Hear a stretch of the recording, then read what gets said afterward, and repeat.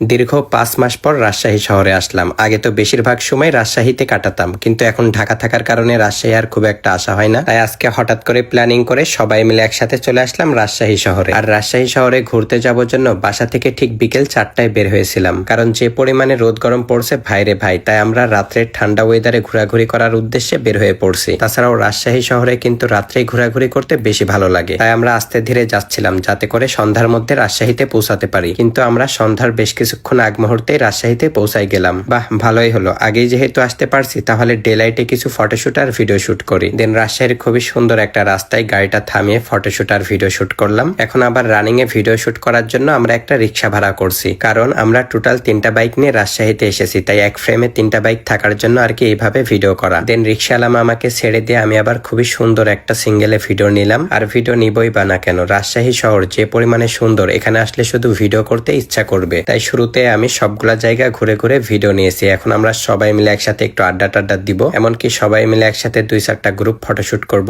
কারণ রাজশাহী আসছি বলে কথা, ফটোশুট তো করতেই হবে।